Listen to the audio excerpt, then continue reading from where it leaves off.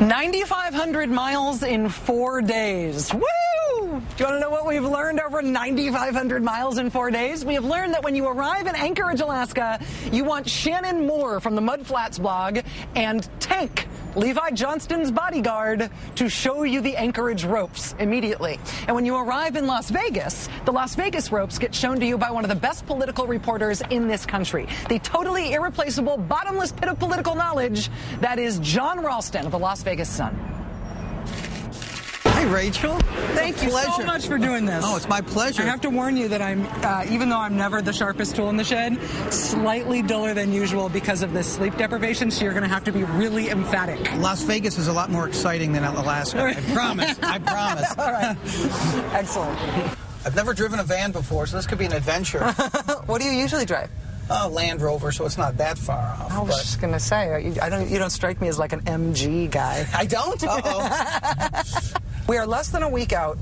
The race is certainly in top gear, but you said that it's felt like it's in top gear for months.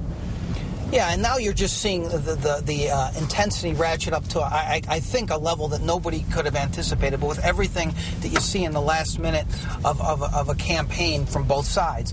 And you do see some unusual things, too, Rachel. I mean, Harry Reid is out in public every day, which nobody expected because he's not that good in public. I think if Harry Reid wins the race, that the key part of the whole race, Rachel, would have been the 6 weeks after the primary when they ran these relentless "she's crazy" ads. And she went from an 8 to 11-point lead to being dead even in the polls, and her negatives started going up.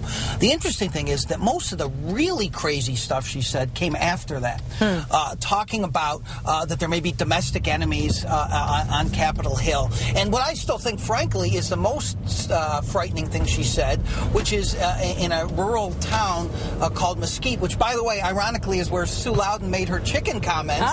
It's the locus of everything in the Mesquite Triangle. Don't go there! Exactly.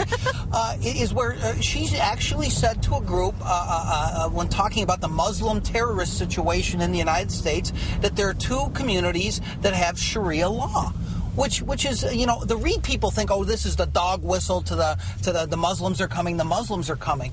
But I just think this is emblematic of Sharon Angle. She just says things without thinking. Yeah. And it's very careless but very dangerous rhetoric that's incendiary, whether it's Second Amendment remedies or domestic enemies or this thing that there's Sharia law in this country. And when confronted about that, her explanation was, oh, I thought I'd heard that once. I read that somewhere. Yeah. I read that somewhere. Imagine if people just said that we're running for office things they read somewhere. I mean, it's just, but it's the lack of, it's uncritical thinking. She can't get below the surface on anything once she's asked about it, which of course is why she's not doing many interviews. And then there are some people who think she topped that a couple weeks ago when she was talking to a group of Hispanic students at a local high school and said all manner of crazy stuff.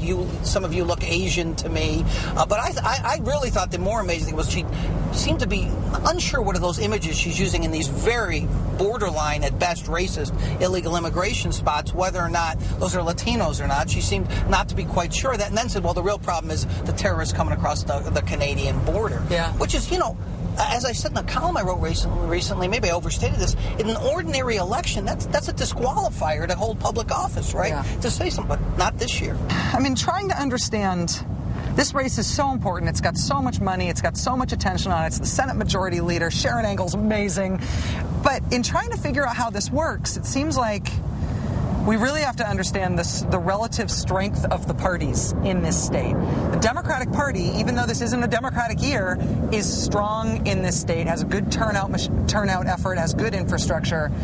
The Republican Party in this state is not very together, and is Ensign part of the reason why his scandals and everything? One of the reasons the party doesn't have any money is because of John Ensign. I mean, right before this scandal happened in June of 2009, he was a rainmaker for the party. I mean, he was a guy who was about to go to Iowa. He was being talked about as a presidential candidate. He could go all across the country and raise money. And he was known as a big fundraiser for the party. That all ended on June 16th of 2009. And so then you have a party with a scandalized senator, scandalized governor, the two highest elected officials, and nobody else to raise the party party any money, they can't get any money. Why hasn't he disappeared? Why has he held on this long? Because he's delusional.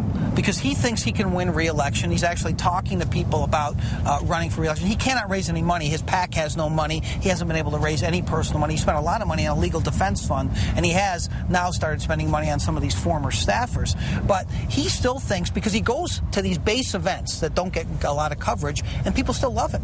So he thinks that people still love him broadly, even though he's just in that bubble. And I think it is a bubble that's going to burst. I think he will have a primary if he does decide to run for re-election. But, of course, anything can happen. It's a long ways away, as you know. He could get indicted. He could finally see the light and decide not to run. If, by some chance, Sharon Angle loses to Harry Reid, she's the Energizer Bunny of Nevada politics. She's just going to keep running and running and running. And she will see, I got $14 million from across the country in the third quarter. I can raise money. I can beat John Ensign in the primary. So she'd primary John Ensign. I would not be surprised if she were to lose that she would do that. And then we could come back. And then we can do this Angle story all over again.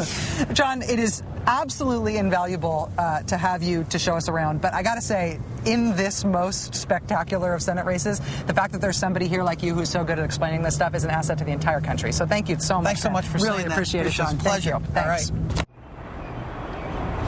The insights, as well as the excellent first-time ever driving a van acumen of political reporter John Ralston, as we arrived here today to try to figure out what is going to happen in the highest profile race in the country, which is the Senate race here in Nevada. John Ralston, also one of the few lucky reporters who have been actually allowed to interview Sharon Angle, something we tried very, very hard to do today. Also, there was some Second Amendment remedies investigation that's coming up ahead.